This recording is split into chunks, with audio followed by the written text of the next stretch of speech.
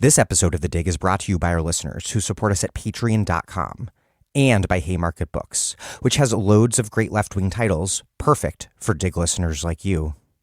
One that you might like is Haunted by Slavery, a memoir of a Southern white woman in the freedom struggle by Gwendolyn Midlo Hall.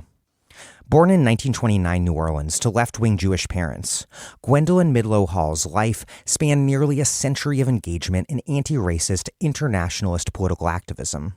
In this moving and instructive chronicle of her remarkable life, Midlo Hall recounts her experiences as an anti-racist activist, a Communist Party militant, and a scholar of slavery in the Americas, as well as the wife and collaborator of the renowned African-American author and communist leader Harry Haywood. Telling the story of her life against the backdrop of the important political and social developments of the 20th century, Midlo Hall offers an accessible and intimate examination of a crucial era in radical American history. Haunted by Slavery by Gwendolyn Midlo Hall, out now from Haymarket Books and available at haymarketbooks.org, where U.S. and U.K. readers receive free shipping on orders over $25 and £25, respectively.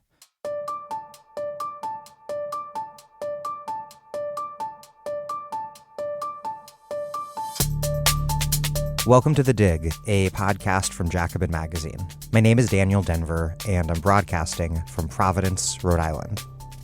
This is the second in my two-part series on the crisis in higher education in the United States. This episode is my interview with Donna Murch and Todd Wolfson about how workers at Rutgers are pursuing an industrial unionism model that brings together all campus workers to challenge the neoliberal university and to fight to transform it into a democratic institution that serves the people. If you haven't listened to part one of this series, my interview with Dennis Hogan on the entire conjuncture, it's really so good, and I'm particularly glad to hear that so many academic workers in the UK are listening while on strike. Good luck and much solidarity to all of you. We also heard from a couple Canadian listeners, and I do want to acknowledge that your universities are also being corporatized in a really horrible way. America, it turns out, is not so exceptional. Whether you're in the US, Canada, the UK, India, Brazil, or any of the many places where Dig listeners live, please take a quick moment to support us now at patreon.com/thedig. Those contributions are what allow us to put every episode out free with no paywall so that all of you can afford to listen, regardless of your ability to pay. That's really important to us. And the reason that's possible is because those of you who can afford to contribute do so at patreon.com/thedig. What's more, we will send you a book or books in the mail, a Dig tote bag, or a Dig mug for coffee or whatever beverage you like, if you contribute just $10 a month or more. Please contribute what you can now. That's patreon.com/thedig. So far, we have net 15 new patrons this month. Net new patrons meaning new patrons minus people who have canceled their patronage. That puts us a bit behind our goal to hit 40 new patrons this month, which we need to do to fund our upcoming special narrative series. So if you have not contributed yet and you can afford to do so, and you love The Dig, please take a quick moment and contribute now. Just hit pause, click that link in the show notes. Oh, and a contribution of any amount at all gets you our weekly newsletter, emailed to your email inbox. You can peruse all of our newsletters alongside our vast archives at thedigradio.com. And you should check out the newsletters. They're really great companions to these interviews. But the reality is you will only really read that newsletter if we deliver it to you. So please contribute now. That's patreon.com/thedig. Oh, and I forgot to include my interview in The Nation magazine. I forgot to include a link to that in the show notes last week, which I said I was doing. I will include it this week. It was a good interview, I think. Check it out. Okay. Here's Donna Murch and Todd Wolfson. Donna Murch is a professor of history at Rutgers University, where she is president of the New Brunswick chapter of Rutgers AAUP-AFT. Her newest book, Assata Taught Me, State Violence, Racial Capitalism, and the Movement for Black Lives, was published by Haymarket Books in March 2022.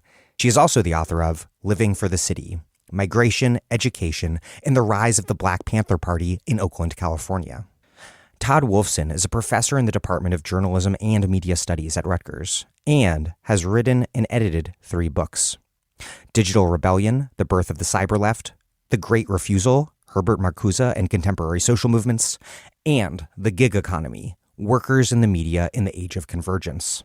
Todd is a co-founder of the Movement Alliance Project and 215 People's Alliance, and is vice president of Rutgers AAUP AFT.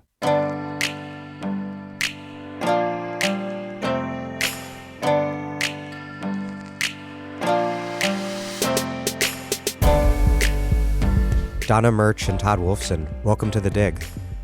Glad to be here. Yeah, thanks so much for having us. Before we get to what's happening at Rutgers and at other public university systems today, let's start by discussing what Rutgers and other public universities were built to be. What, in other words, was the Fordist University at Rutgers and elsewhere? And then what does the neoliberal version of the university look like at Rutgers today and across the country?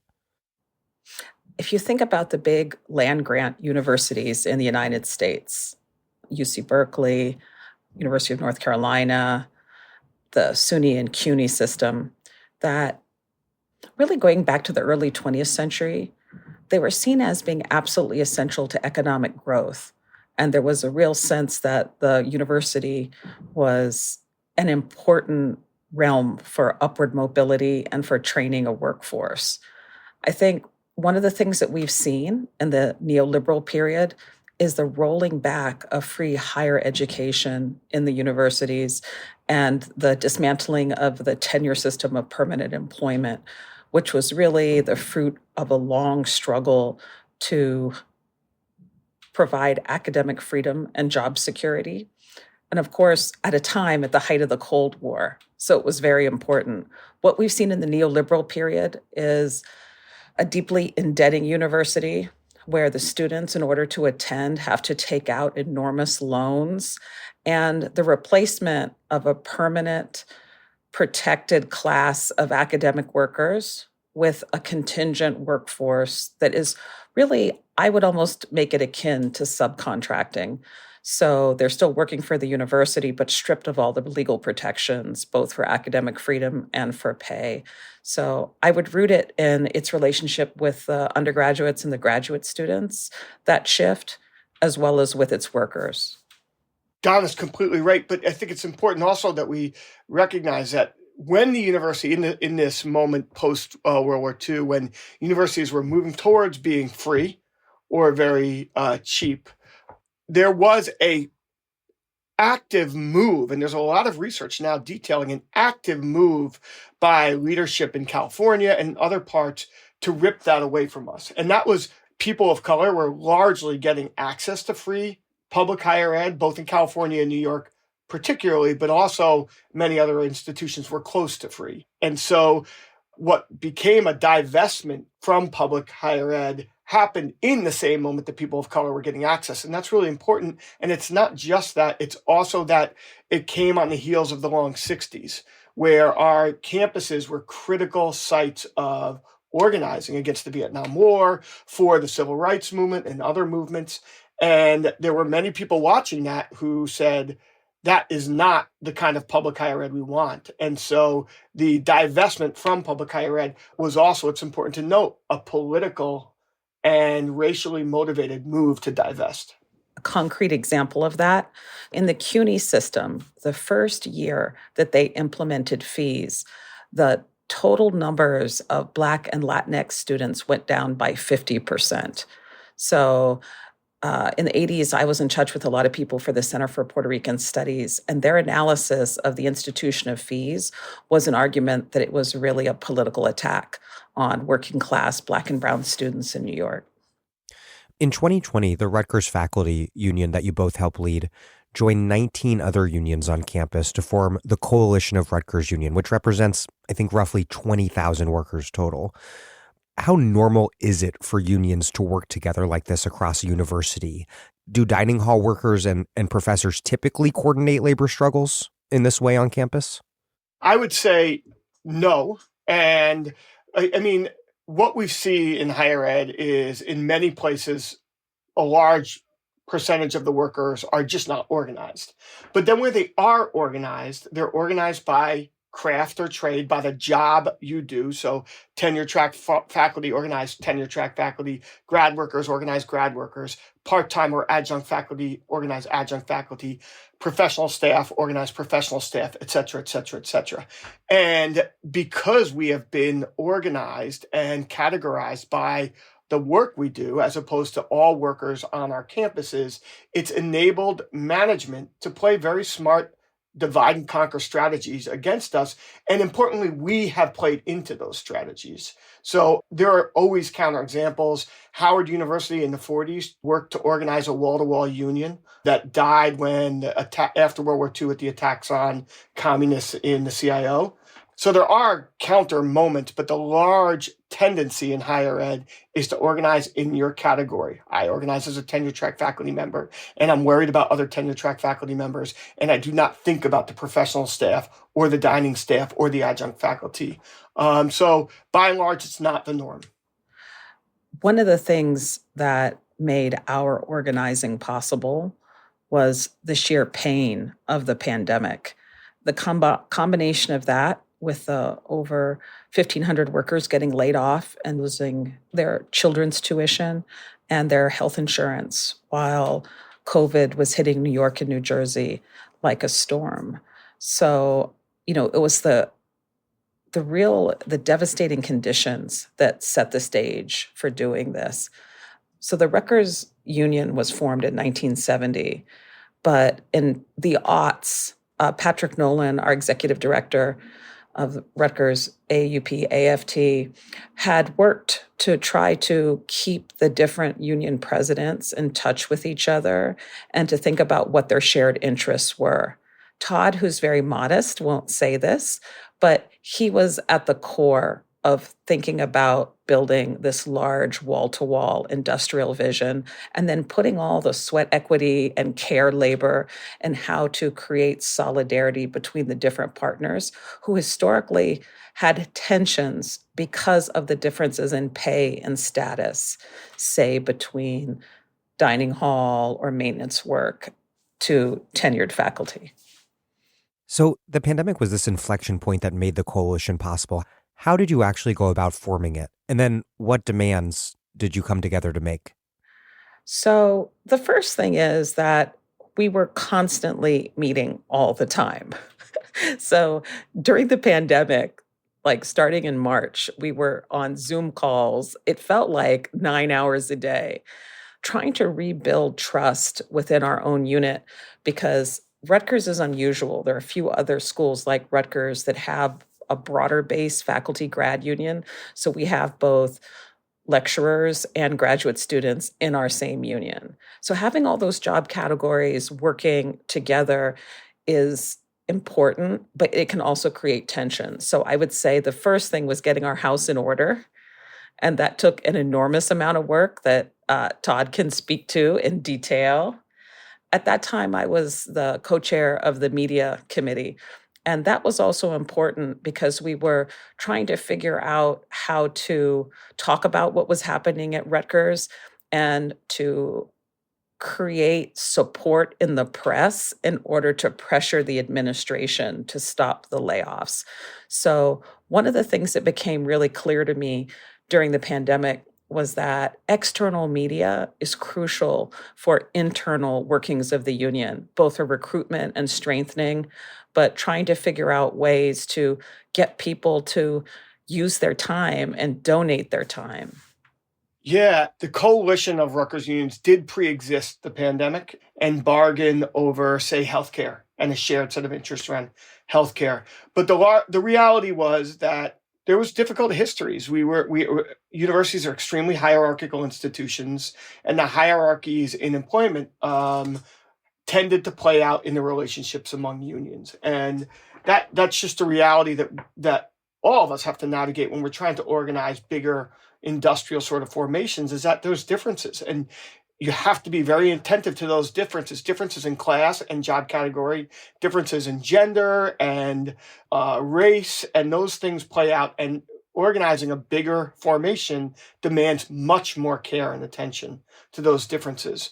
But I'll just say, in picking up on what Donna was laying out, which is I was at the time president of the full-time faculty and grad worker union, which is the biggest, but also by their standards, the most important because it had the faculty in it. And so they started reaching out and telling me, we're going to do X, Y, and Z. Layoffs of the most vulnerable with the least protections, adjuncts and dining staff and other more vulnerable staff, and then stealing raises from everybody and a few other things. And so we then said, okay, well, we need to start meeting, all of us as leaders of all the workers, and start to prepare a response, and importantly, get our response out there into the public sphere before the university explains its intentions, so that we can create a counter narrative that's up higher above the university's narrative and plan. And so that's what we did. Many of us worked together from many unions. We created this people-centered approach to the pandemic.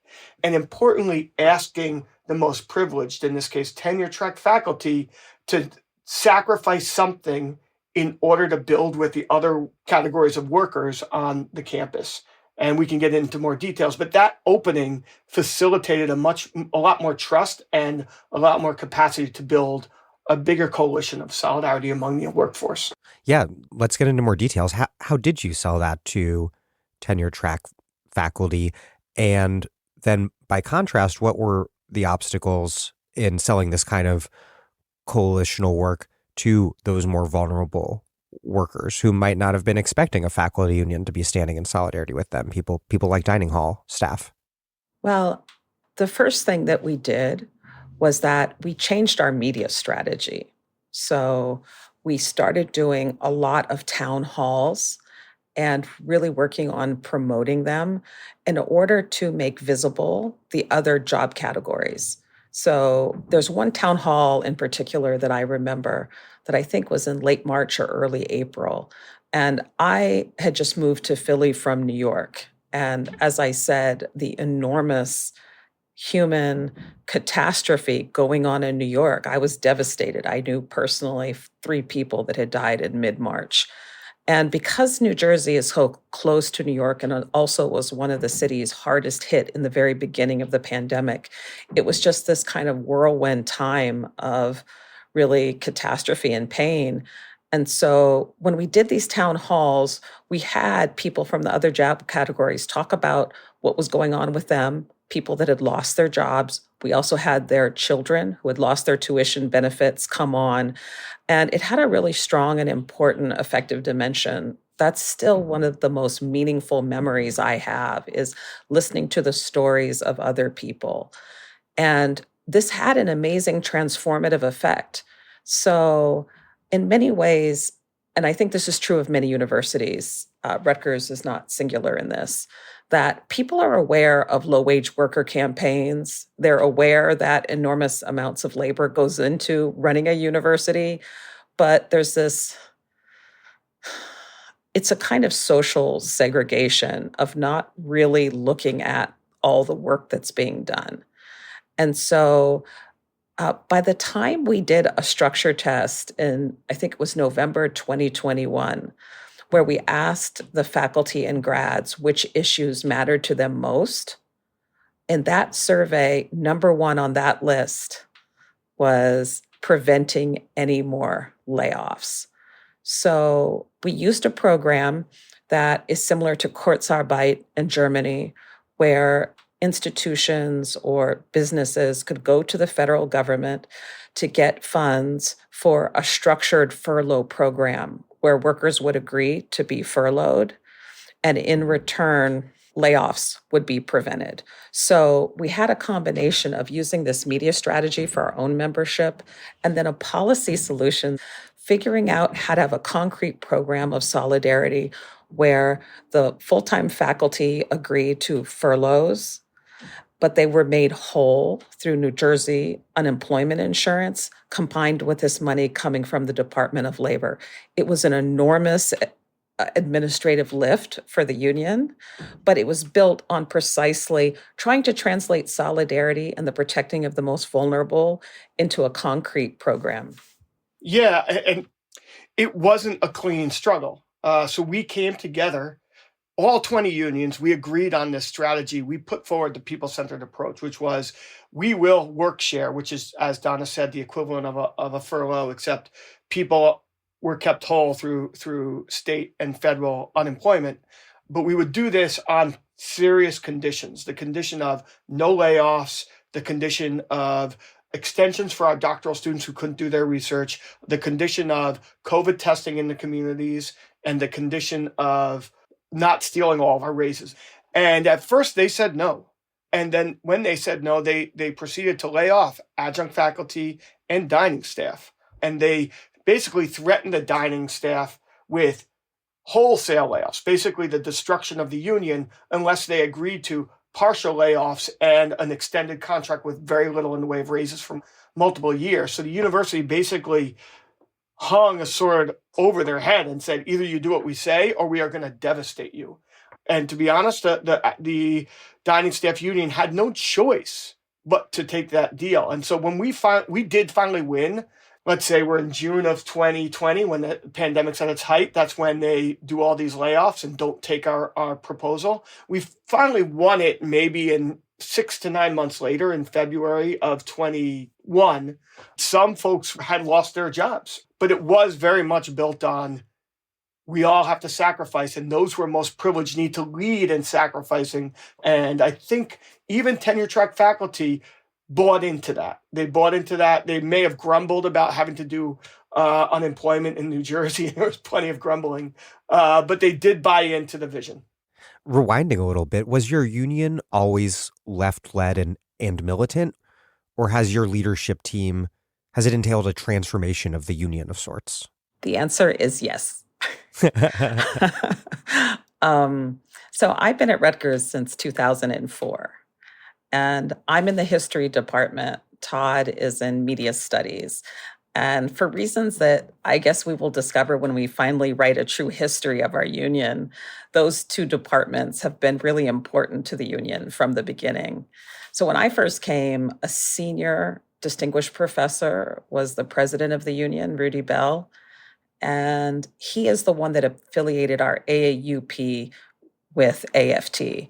But when I first came, the union was really run by senior white male faculty, many of them full and distinguished. It was a service union, to be fair to them. It wasn't only a bread and butter union, but because it was run by the most senior, highly paid faculty, I think they tended to focus primarily on raises and the core issues of the senior faculty. But this strategy really fell apart in the aftermath of 2008 financial crisis. So Rutgers, even before the 2008 collapse, we had our phones taken out. We had extreme austerity. We had a furlough forced on us. Your phones taken out? Yes. What? Unfortunately, many people I know across the country in public universities had this happen. So like the local telephone company had these contracts with the university. They were voided. And so for a period of 2 or 3 years there, we didn't have any phones in our offices. The only phones were the staff phones. So you'd actually see faculty going into the department in order to use the phones of the staff, because this is before smartphones. At the time, I actually didn't even have a cell phone. I had to buy one. So we had really, really harsh austerity. And I think in 2010 or 2011, there was a contract where we had our cost of living raises taken out.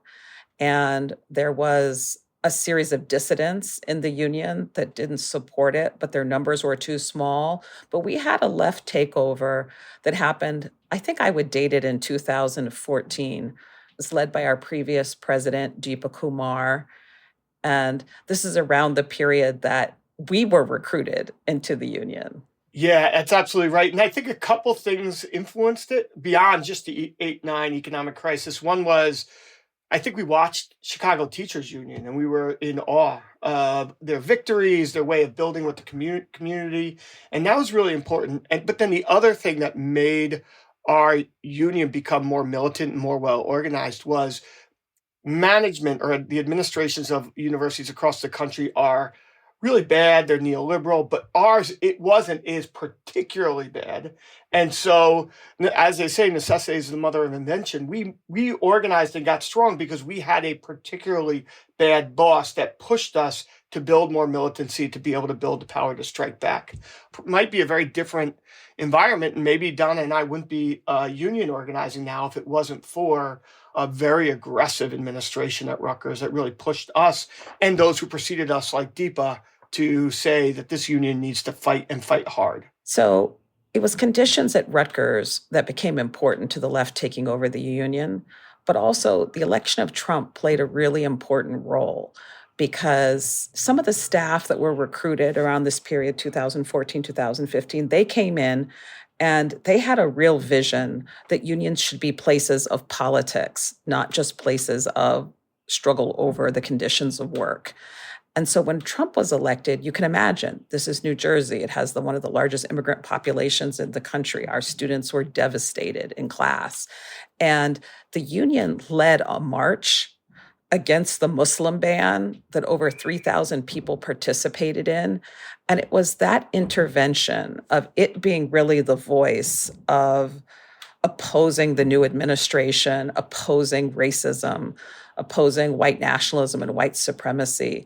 I think even though I'd been recruited earlier than that, that's really the period where I agreed to go into the leadership. And that's true of many of the people that are now on the executive council and part of leading the union.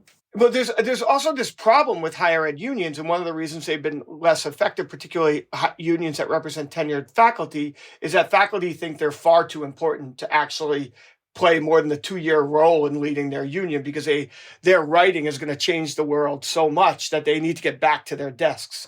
And so, faculty don't see themselves as above being part of the workforce. And so actually leading the union for a long time it's sneered upon. I don't feel that way. I don't think there's anything I can imagine that's more rewarding and productive than being part of a labor leader in one of the most militant sectors in the country right now. But that's not traditionally how it's seen. So I also think it led to a bloodless revolution, more or less, because the people who had led it were like, I did my time, I'm out. Who wants to take it next? Hot potato.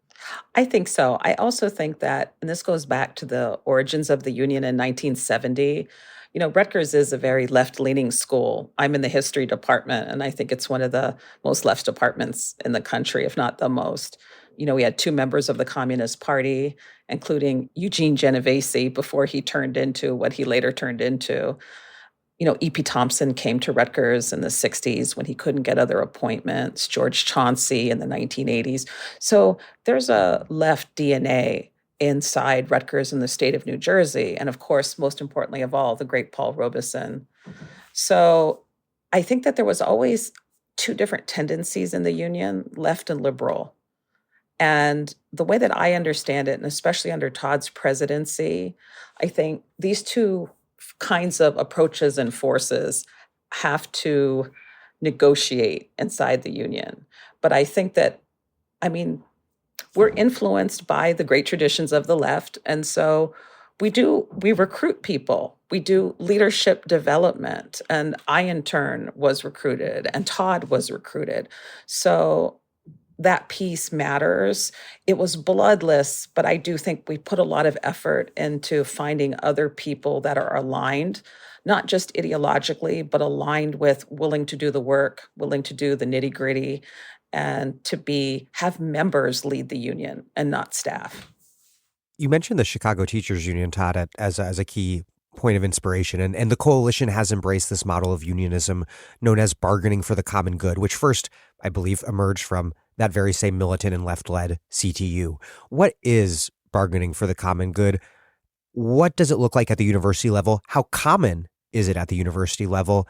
And then how does that compare to what we've seen really powerfully in the K through 12 context over the past decade or so? I'd say, to me, there's 2 principles that it rests on. One is that you want to organize workers as their whole selves. This is like a Jay McAlevey thing, that you don't want to organize somebody only with respect to their employer, but also respect to their life outside of work, their housing, their rent, their ability to survive and thrive in the communities where they live. So that's one piece of it. And the second piece is that the moment of bargaining a contract is a moment when unions have immense amounts of leverage, and we need to expand what we demand and who we're demanding it for, using that leverage to bring in larger circles of solidarity. So in this case, the case of a university, it could be bargaining and making demands for our students, and particularly our undergrad students. So in the University of Illinois Chicago faculty union just went on strike, and they came back from a successful 5-day strike or so. And one of the core demands they had at the end was more money for mental health counseling for our undergraduate students. Now, the employer will tell you, you have no right to bargain over a student mental health in the contract. But then the teacher will respond at the university level, these are my students. I have every right to demand that they are taken care of by this university, and particularly in a moment of great social, political, economic dislocation that was wrought by the pandemic, we need more mental health support. And they actually won that. And from our vantage, we're in the middle of a contract campaign, and we're working very deeply in New Brunswick, which is a largely undocumented Spanish-speaking community, and we're making demands that connect our students to the community around housing. Rutgers is the largest landlord, so we're demanding that Rutgers institute a rent freeze that would help our undergraduate students, our graduate students, our postdocs, but would also have a knock-on effect of bringing down rents across New Brunswick that would be great for the communities where we work. That's so fascinating, because the housing crisis is obviously top of mind all over the country right now. And just recently in the UC grad student strike, the demand to pay grad students enough so that they could afford sky-high rents was core to the struggle there. The other piece I would add is that there was a struggle that took place during the pandemic that also relates to our wall-to-wall and industrial vision, which is that there was an elementary school called Lincoln Annex that was shut down because Barnabas, the medical corporation that's intertwined with Rutgers, wanted to use that space to turn it into a cancer research institute. But the majority of the population in New Brunswick is Latinx, very, very recent immigrants, and potentially, if not majority, very significant minority of people that are undocumented. So this was devastating because this was a very, very good school that served these children, but transportation was an issue also because people were undocumented. So the nice thing about the school is that it was located inside people's neighborhoods. They could walk there. So when they shut it down and they were going to move it into this horrible location much further away in a temporary shelter, where it would force the parents, if they didn't have cars, to have to take buses and to create an extra level of vulnerability and risk.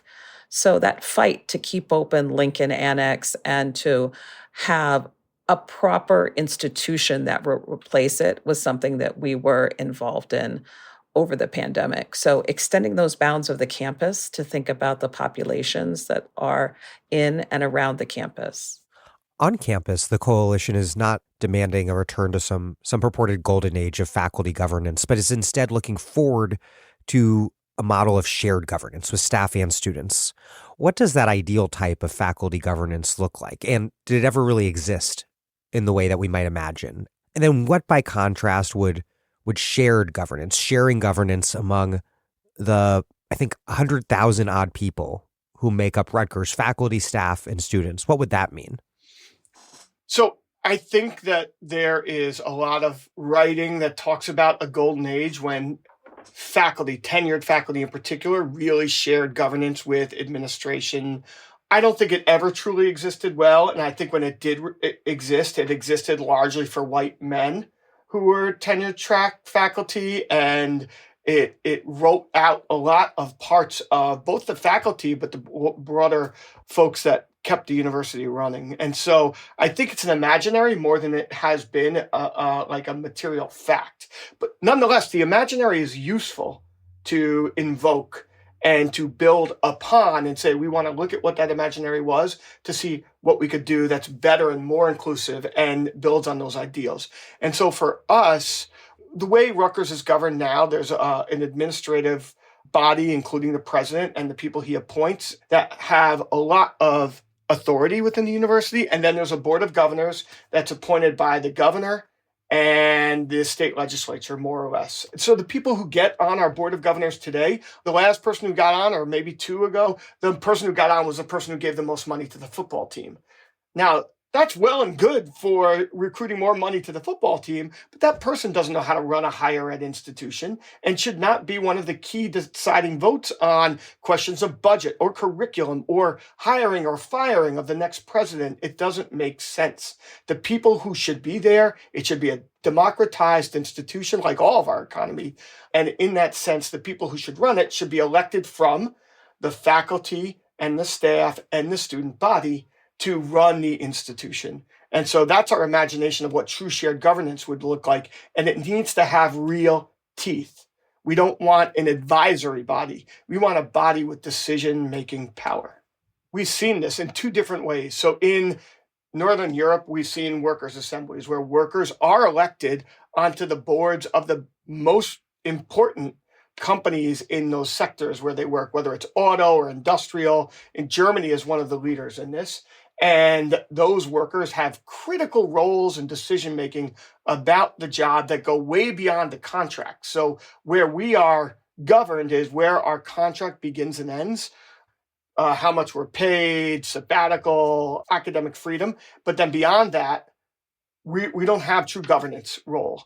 In Germany, in workers' councils, they have true governance over a much larger breadth of the realities of the corporation because they have more expertise. That's one model. A second model is the universities in Mexico and in South America, which are autonomous universities, where the governing boards are voted to lead by that member of the workforce. So there's faculty appointees, there's undergrad appointees, there's staff appointees, and together they run the university. The most famous is University of Mexico, the Autonomous University of Mexico, the one in Mexico City. It has its own budget, and it determines, the workers and students determine that budget, and they hire the president. And that's the kind of governance we think our higher ed institutions need in the U.S. Todd, you said in a Boston Review interview with Astra Taylor, quote, "The large majority of these top-level administrators are not part of the professoriate, and they don't come out of the teaching faculty. The managers that run the university are accountants, lawyers, and human relations bureaucrats. This situation has come to a head at Rutgers during the pandemic. There were almost no teaching faculty involved in any of the critical decisions made around COVID-19. We hear about administrative bloat all the time, but what in practice has it looked like at Rutgers, both as a drain on scarce financial resources, but also, as you're pointing to here, Todd, in terms of university governance?"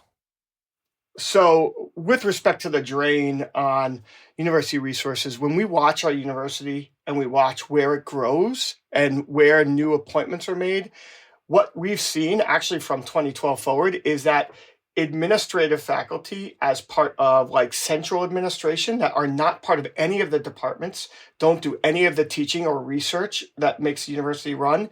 That is the sector of the university that grew. It doubled. So I think the people making $300,000 or more in the central administration doubled from 2012 to 2022. And they make no money. To be clear, they bring no money into the university. They tax all of the departments, all of the labs, all of the tuition, and they take that for themselves, and then they redistribute it out as they see fit. And so they are by far the biggest drain on the resources of the university, alongside, in our particular case, athletics, which has also been a pretty big drain.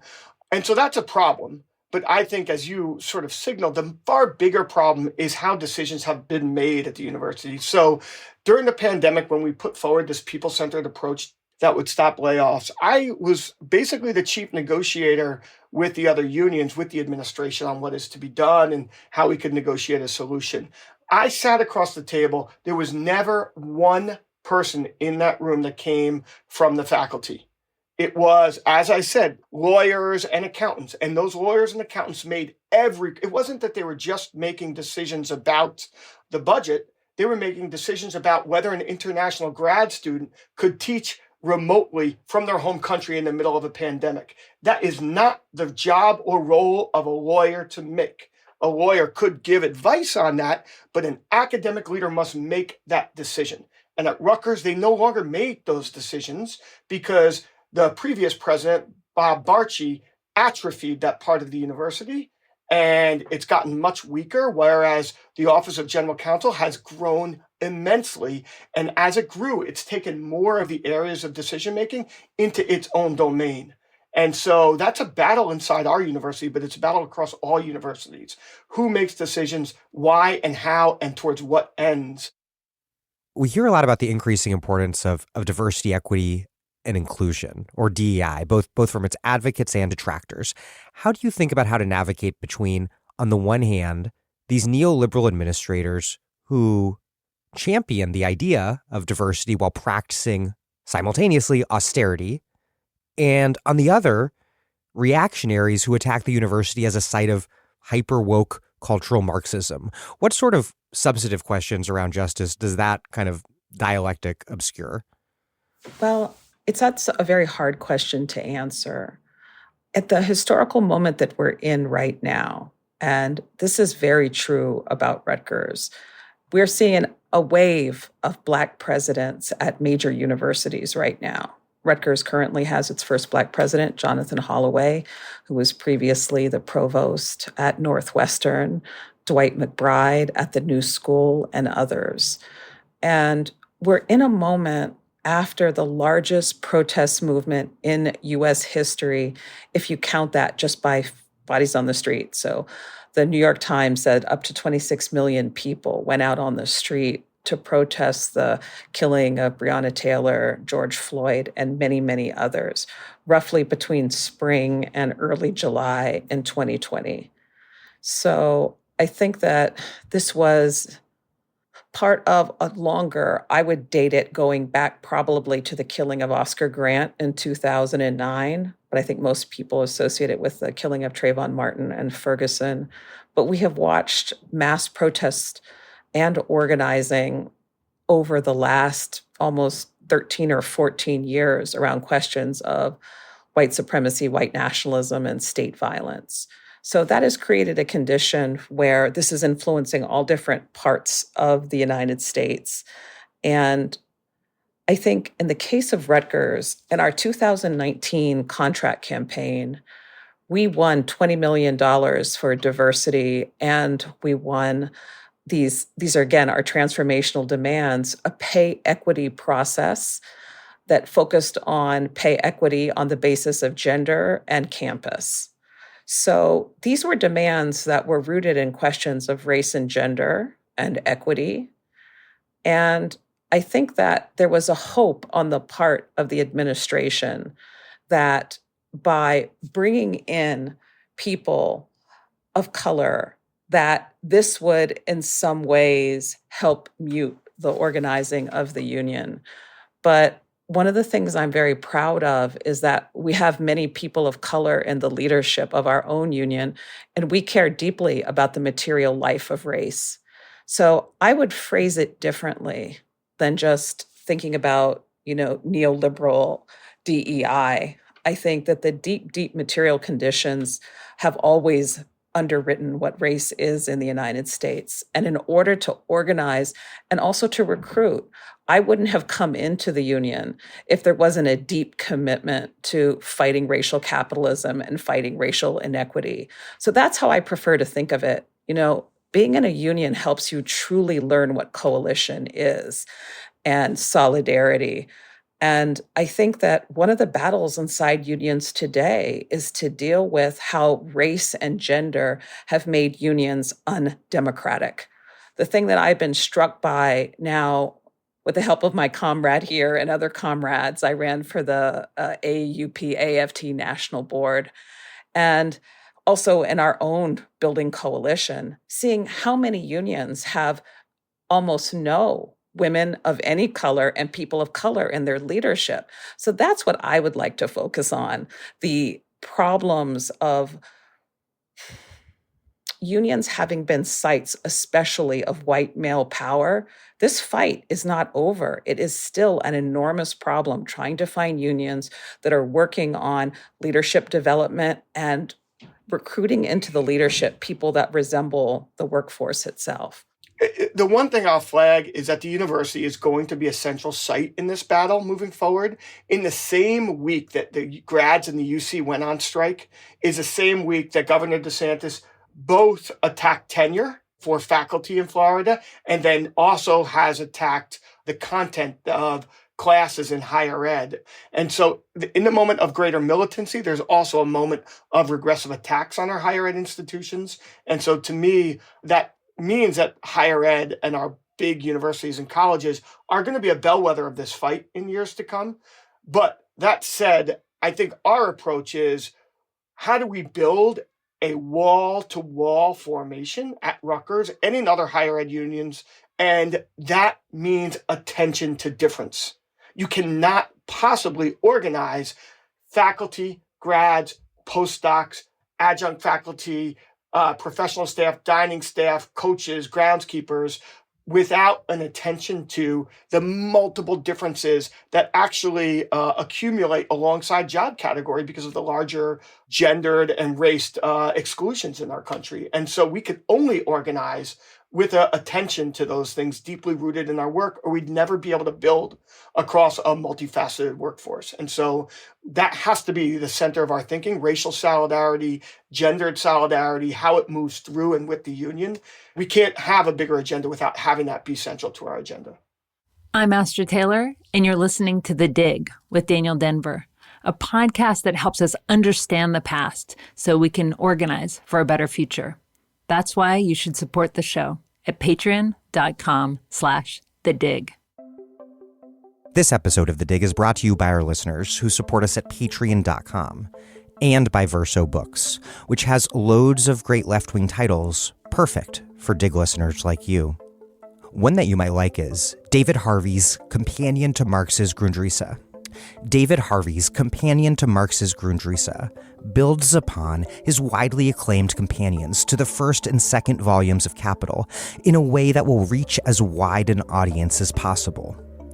Marx's stated ambition for this text, where he was thinking aloud about some of the possible metamorphoses of capitalism, is to reveal, quote, the exact development of the concept of capital as the fundamental concept of modern economics, just as capital itself is the foundation of bourgeois society. David Harvey pithily illustrates the relevance of Marx's text to understanding the troubled state of contemporary capitalism. Companion to Marx's Grundrisse by David Harvey, out now from Verso Books. What has the casualization of academic labor looked like at Rutgers? What percentage of courses are currently taught by tenure-track faculty? And then how has that situation, certainly not unique to Rutgers, how has that shaped your strategy of industrial unionism? I teach in the history department, which has historically been a very, very well-funded department that continues to hire and sustain its numbers. So we have almost no contingent faculty. We have one longtime lecturer and then one or two PTLs. However, this is something that I've seen through our union organizing. There are many departments in Camden, for example, where it is almost entirely PTL faculty. So adjuncts are central, but they're also, I think that they tend to be concentrated in departments that have been historically and presently underfunded. So it's not equally distributed. And I think that's a good way to even spatialize it and think about why you have larger numbers of contingent faculty and in some places rather than others, and how that also maps onto the structural defunding of places like Camden that have the largest numbers of Black students. In terms of strategy, and this predates our period in the union, but some of the union pressure and organizing across job categories has led to more of the PTL lines in the past having been converted to NTT lines. However, again, the crisis of the pandemic, initially in April 2020, the administration announced that it was going to eliminate all part-time lecturers. That was its original announcement. And then the union, moved into place and started fighting that, and then they reduced it down to 20%. But if you look at the overall employment of what happened to Rutgers during the pandemic, all categories of workers went down 20%. So we are on a skeleton staff, and we especially have been losing a lot of administrative staff. So this is an ongoing battle. Yeah, and I would add, to understand the casualization, in the 70s, 75% of instruction was done by tenure-stream faculty. And now I think the number is 28 or 29% of teaching at Rutgers is done by tenure-stream faculty. So it's a complete reversal in numbers, right? The flip in how casualization has emerged. And I think what's important here to note is that universities, they're addicted to short-term contracts that are low wage, right? They are addicted to it. They want to keep their adjuncts. They want to hire them a week before classes start, right? When they know how everything's played out. They want to pay them as little as possible. And then they want to have them off the books with no responsibility to them and or benefits for them by the end of that semester. And that is, I mean, if you just think about K-12, you would never get away with that kind of a work relationship to 2,000 workers at Rutgers are under those conditions. And then that leads us finally to a strategy. And I think the only strategy moving forward is a wall-to-wall strategy. You have to understand the problem in higher ed. The problem in higher ed is the growth of neoliberal vision of our universities and a culling down of the amount of costs of the workforce and an ability to grow endowments, et cetera. And if you know what their core goal is and their core vision is, then you understand that the only way to fight back against that is all workers together. Because if you fight only as tenure track faculty, you can only fight defensive battles to protect your line. Same with adjunct faculty, same with grad workers, same with staff. But if we begin to see that the battle, they're attacking all of us in different ways, then we begin to see that the only solution is a collective response. So in teaching, I think the response is to tear down the multi-tiered university with all of its variations between the hierarchy of tenure track faculty and distinguished faculty next to the lack of security for our adjunct faculties, and start to build a university where everyone is equally valued. And that's a long project, obviously. You know, one of the effects of 2020, especially, and when we were all meeting around the clock, I mean, we literally were having meetings all the time, and we were working on media and working on our town halls. And, you know, it was a constant frenetic engagement. And for that reason, the pandemic for me wasn't as bad as it was for some people. It was a real time of revelation and learning and growing because of this labor struggle. But one of the things that I've learned through being in dialogue with the graduate students and with the contingent faculty is a different way to understand the future. So I think that for tenure track faculty, there's this magical realism that's also based in, you know, wanting to have hope for our students that somehow, maybe in the future, we'll be able to get some more tenure track lines. And that pits individual departments against one another. You have to cultivate relationships with the deans. Celebrity becomes important. So there are neoliberal metrics that if your department is rises in the U.S. News and World Report or is particularly visible, then you can get more money. So there's this really brutal struggle between departments to try to get those tenure track lines in which you make the rich richer and the poor poorer. But I think especially one of our grad organizers, Ian Gavigan, and some of the PTLs talked to me about what their vision for the future is, which is instead of imagining that somehow we're going to get tenure track lines back, we're going to put our core efforts into organizing the contingent faculty and building in the components of tenure, starting with longer contracts, starting with benefits, providing opportunities for people to have review and promotion. And that's what I've been watching as our strategy, you know, over these years, which is fighting to organize the contingent faculty, and that this is our true hope for the future. That's the only way that I see our graduate students having a future that they deserve. Donna, in a Guardian article you wrote, quote, "The Chicago Teachers Union and the Rutgers Coalition of Unions points towards a burgeoning 21st century industrial unionism, in which public schools, college campuses, and the care sector are understood as the lifeblood of local communities and regional economies, just as the heavy industries of steel, automobile, and manufacture once were. This has me thinking about Gabe Winant's book, The Next Shift, in part, Donna, because I just saw you use that book as one of the many you are stacking your cell phone on top of to record yourself. But that book talks about how the move from industry to eds and meds has remade the working class in places like Pittsburgh, and also I imagine in places like Newark.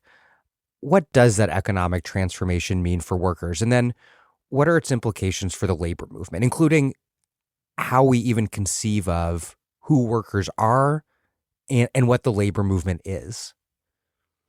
I think that one of the battles we have to fight is a narrow definition of who a worker is based on a white male breadwinner ideal. I grew up in Erie, Pennsylvania, which is a very, very working class place that suffered enormous abandonment of industry. Over my lifetime, it's lost 100,000 people. So it went from being 170,000 to being 50,000. And one of the lessons of having grown up in a place like that, a city that was heavily unionized, but that the unions also excluded people of color, was seeing the dangers, not only for populations of color, but for the unions themselves, that their own exclusion weakened them because it created the conditions for strike breaking and also for public opposition to unions. And our city also went through that transformation of being really extractive industry, castings, foundries, something even dirtier than steel, more toxic and commodity chemicals, and seeing that transformed into healthcare, not for profit, both Catholic and secular hospitals. I think that the first battle is just to remake who we think a worker is and to recognize that women are so central in the labor movement right now. People use the term the feminization of work, which I'm not sure I like, because certainly Black women have worked from the very beginning, and women work and unpaid work is also work.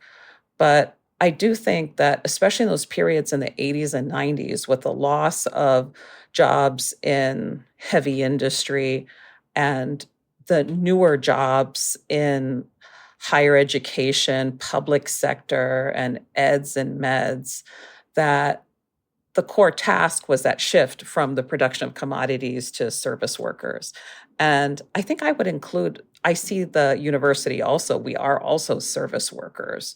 So putting effort into organizing those kinds of workers. And an interesting question, I think, about, the loss of industry and the transformation of cities like, Gabe Winant's in Pittsburgh, or me coming from Erie, Pennsylvania, or Youngstown, Philadelphia, or Newark, is what those economies look like after that transformation. I think it's partially an ideological battle, because part of the expression of white supremacy is the notion that white work matters more, white workers matter more. And I see that as particularly having been a battle in kind of the politics of the left, especially during the election of Trump. So trying to figure out how to build bonds of solidarity between other service workers and the university. Well, relatedly, and not to keep citing Gabe Winant, but the coalition of Rutgers unions seems like precisely the sort of model for how to go about building this alliance between the so-called professional managerial class, or PMC, and the working class, that we need to rebuild the labor movement, and also in doing so to build and ultimately win left power. How have the economic transformations that we've seen in recent decades and universities' place within all that changed the relationship between the working and professional classes, including perhaps by blurring the lines between them, as we see even jobs like professor being proletarianized? And am I right to see your work as part of that larger project of building that coalition? I would say absolutely. We think that the only way to move forward is to build an alliance between I mean, what we would think of as the multivariated working class within an institution, or we could call it the PMC, and the more proper working class. And I'm comfortable with that. But I also think of it as the variegated working class, some with more privileges and some with less, not all structurally situated the same, but all with a vested interest in transformation. For the longest time, tenure-track faculty, if we stay at the university for a minute, but we could talk about our big medical institutions and doctors in a similar way, but tenure-track faculty have not recognized themselves as part of the workforce. They have been told that they're special and important, and their individual labor is so critical that they're not actually cogs in the wheel. There's something that exists outside that. But over the last 30 years, with the growth of this bureaucratic class and the attacks on tenure, which come in the form of less tenure track positions, as Donna noted, but also less ability to impact the way our institutions are run, faculty have begun to see that we've been sitting in a pot of boiling water for a long time, and we just didn't realize it. And so these conditions, the conditions of downward mobility, which Donna flagged earlier, are conditions that create an opening in a similar way to the way the most skilled craftsmen became de-skilled by transformations in the industrial sector, which made them more open to organizing with, quote, semi-skilled or, quote, unskilled workers in factories, and created an opening for a new united front in those factories that fought over the future of our industrial core. I would argue we could potentially be in a very similar moment where the professional managerial class is being undermined and de-skilled in a different way, but with similar outcomes. And that creates an opening for a new, different form of collectivity. I've never been a big fan of the PMC formulation because so many people are included in it. And I think it ends up also reifying, like, why is a plumber more working class than a social worker? That's not clear to me. And I think this stuff often maps along racial and gender lines, especially in the trades that were the most discriminatory and remain the whitest and the most male. I've had many people call me PMC who are also professors, which I'm always amused by. I'm like, you teach at a private institution, I teach at a public institution, but I'm the PMC and you're not, because you are fetishizing particular vision of labor. So the economic transformation of the university, one thing that's happening is that the space between the privates and the publics is getting wider and wider and wider. So we're in a top Research One university, but our library has been gutted. We don't have the core publications that we should. We don't have the Amsterdam News before 1975. So this takeover of the upper level administration controlling also academic decisions, like we had a firing of many, many librarians, taking the ordering of books away from librarians. So we're seeing an attack on the core institutions that are needed for a university to function, along with this economic restructuring towards an enormous number of vulnerable contingent faculty.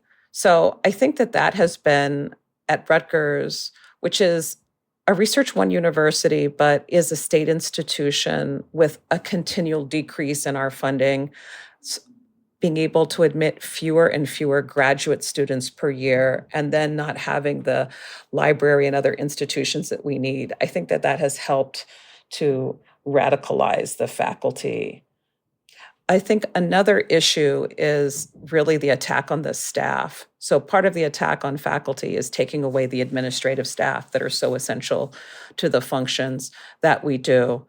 And the final thing I would say is that one of the nice things about being involved in the union and why I'm so invested in it is that it allows me to reconnect, having come from a working class background, working class city, with organizing and reclaiming that space of work and broadening the university from only dealing with other professors and different departments to really focusing on the workers. And personally, that's just been enormously satisfying for me. It's made it possible for me to connect with the university and not find it such an alienating place. Oh, that's really nice. I want to ask about the university as an environment that's been so conducive historically to different forms of student radicalism, something, Donna, I think that you talk about in Living for the City, in terms of the collegiate milieu that aspects of the Black Panther Party emerged from. What is that longer history of university-based student radicalism, and what does student radicalism on campus look like today? Is it connecting up with these labor struggles, or has the market disciplining of students by debt had an impact on the militancy and ambitions of student politics? Educational institutions across the board have been very important for the left. So, we're talking about universities, but we could be talking about study groups or even literacy training, literacy programs. A lot of people don't know it, but part of what led to the San Francisco State strike was the San Francisco students working as tutorers in Hunters Point. And it was that process of meeting the young people in Hunters Point and seeing how poor public education was in this city, that was, of course, site of politicization. We all know, of course, with modernization theorists like Samuel Huntington, who saw literacy as really the province of the left, that when literacy rates rise, so do supports for left-wing movement. So that's part of the deep DNA of the left, I think, in all different parts of the world and different time periods. In terms of thinking about the 20th century, the public universities were very important for those post-war social movements that were utterly transformative. They were important for the civil rights movement, the students that were involved, coming from the North to the South, the mobilization of students in historically Black colleges. In the case of the Black Panther Party, you have a working class migration during World War II because the shipyards were segregated in the Gulf Coast. So a lot of the skilled workers from New Orleans and Texas and Arkansas migrated to the West Coast in order to get jobs. It's their children gaining access to, first of all, attendance to high school. Part of the effect of segregation in the South was how taxes were used to pay for public education. And only a third of Black communities in these segregated states had access to high school. So if you want to look at the genesis of the Panther Party, and it's not only the Panthers, it's also true of people in the free speech movement, of white ethnics like Mario Savio, gaining access to education became a site of politicization, especially for those who weren't coming from elite families. So it's just very similar to what happened to me when I went to college. They start reading Marx, they start study groups, they start hearing alternate trajectories from the Cold War United States. So the short answer is that the Black Panther Party started with a study group at Merritt College, which was a community college in West Oakland. And in the post-war period, all over the world, you see a doubling of the student age population. So there's a structural piece that had to do with that post-war baby boom. But it goes back to something I was saying earlier, that this is at a time where, a Keynesian vision of the state was present, where large state institutions were important to economic development. So even in the context of the Cold War, you had lots of money being channeled into the University of California and other state systems. The thing that I think is beautiful about this story is that, at a place like UC Berkeley, which was part of where the Panther Study Group came from.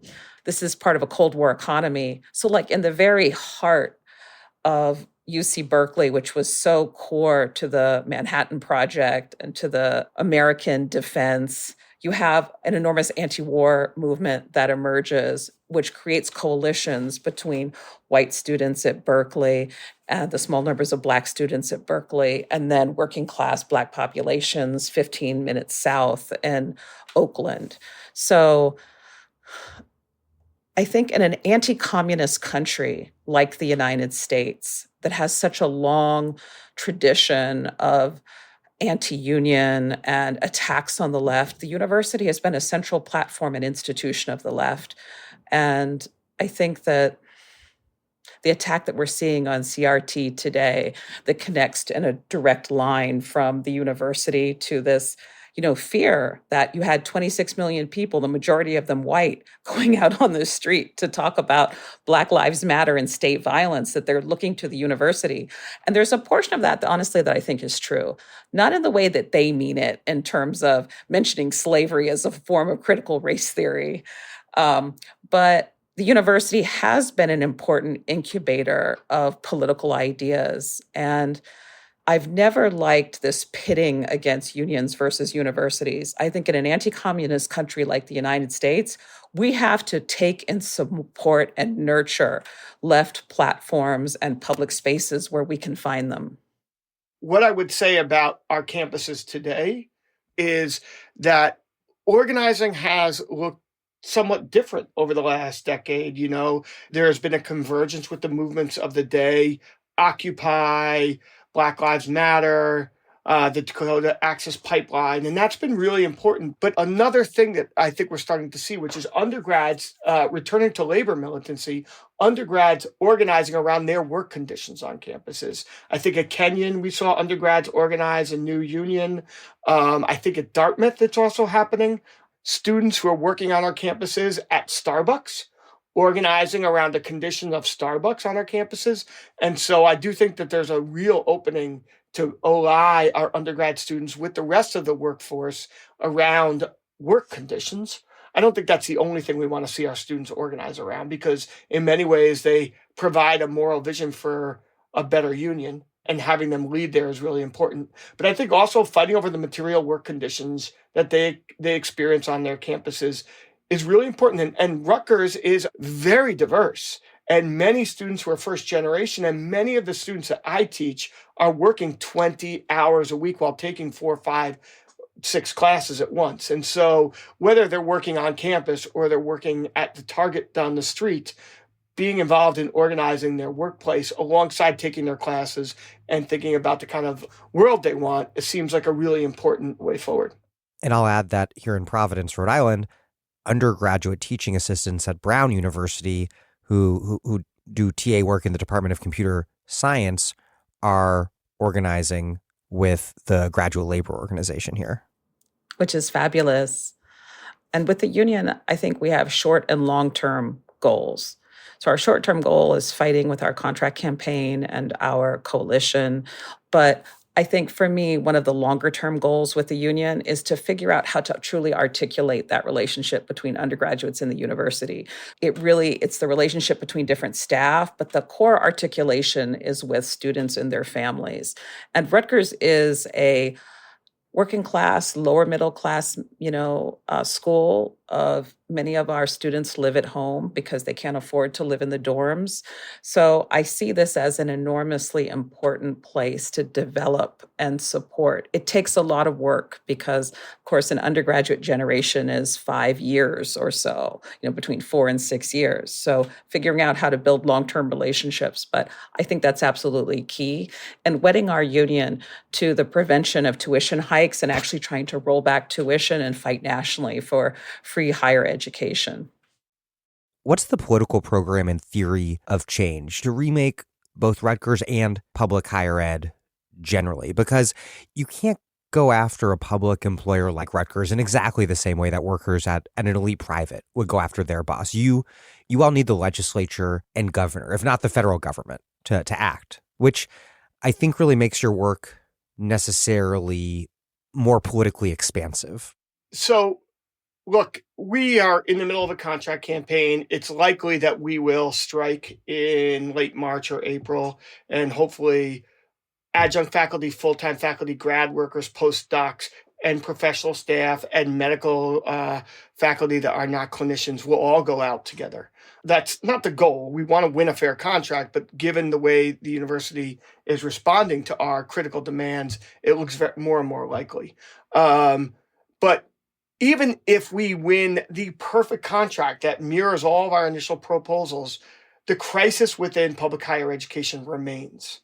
In fact, we cannot solve many of the issues. We cannot solve the job crisis that our doctoral students face with not enough openings for the many PhDs that come out of higher ed every year. We cannot solve that at Rutgers alone. And so I think we are thinking about this as a multi-tiered effort. At one level, and probably the fundamental level, we need strong organizations in higher ed that organize with the wall-to-wall vision on our campuses and that fight for all of us. And in those fights, we need to, as you already noted, build a political vision and political platform that recenters the university in the life of the state so that we can win the imagination of the role of public higher ed and private higher ed, for that matter, in the life of New Jersey. And if you go back historically, you see that in the golden age of the universities, which has its problems, the university played a more central role in the aspirations of the state. And that's embedded in things like the Wisconsin idea, which was an idea about the role of the University of Wisconsin in bettering the state, which led to all sorts of important new legislation that came out of the university, like workers' compensation, or ultimately many of the New Deal bills were written by faculty that came out of Wisconsin because the University of Wisconsin was central to the aspirations of the state. So we need to win that fight, which is a fight about hearts and minds. It's an ideological struggle. But even if we win those things at the state level, we have to imagine the vision and future of public higher ed collectively. And so while we're building at the fundamental level of Rutgers and trying to build a strong union, we also recognize that we need a movement of higher ed workers and students that are fighting over the future of higher education collectively, which is why we've come together. Donna and I have been involved with many other people building something called Higher Ed Labor United, which is trying to link up all the important fights on the ground, to link up the fight at UC and the UC and at Rutgers and in University of Illinois or at the New School together to say there's a crisis in higher ed and to start to win a vision of how to solve that crisis at the federal level. So we can't solve all of the problems with a strong, organized workforce at Rutgers. That's critical. We can't solve any problems without that. But we need that foundation to then lead to the building out of a national movement. And that national movement, to return to a question you asked earlier, can't be workers alone. It has to be workers and students and the families of those students demanding something different in our higher ed program. That was beautifully said. I don't know if I have anything to add. I agree. Donna Murch and Todd Wolfson, thank you both very much. It's our pleasure. Thank you for inviting us. Thank you so much, Dan. This was fantastic.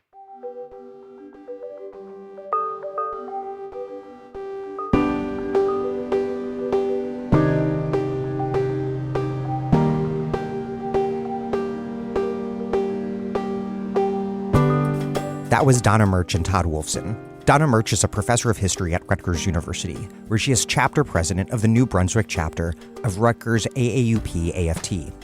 Her newest book is Assata Taught Me: State Violence, Racial Capitalism, and the Movement for Black Lives. Todd Wolfson is a professor in the Department of Journalism and Media Studies at Rutgers and has written and edited 3 books, including The Gig Economy: Workers in the Media in the Age of Convergence. Todd is a co-founder of Movement Alliance Project and 215 People's Alliance, and is vice president of Rutgers AAUP-AFT. Thank you for listening to The Dig from Jacobin Magazine. As Marx once said, after noting that the communists have not invented the intervention of society and education, they do but seek to alter the character of that intervention and to rescue education from the influence of the ruling class. While other podcasts have only interpreted the world in various ways, our point is to change it. We're posting new episodes every week. The Dig was produced by Alex Lewis. Our associate producer is Jackson Roach. We're recorded at WBRU in Providence. Music by Jeffrey Brodsky. Our communications coordinators are Tamuz Frankel and Sylvia Atwood. Our senior advisors are Thea Rio Francos and Ben Maybe. Check out our vast archives at thedigradio.com. Follow us on Twitter at thedigradio, and please find us wherever you get podcasts and subscribe. If it's on iTunes, you can also leave us a glowing review. Those reviews help introduce us to new listeners. What also does that is you spreading the word to your friends. Please make propaganda for us, and do find us at patreon.com and make a monthly contribution to keep this operation up and running strong. Even a few bucks a month is huge.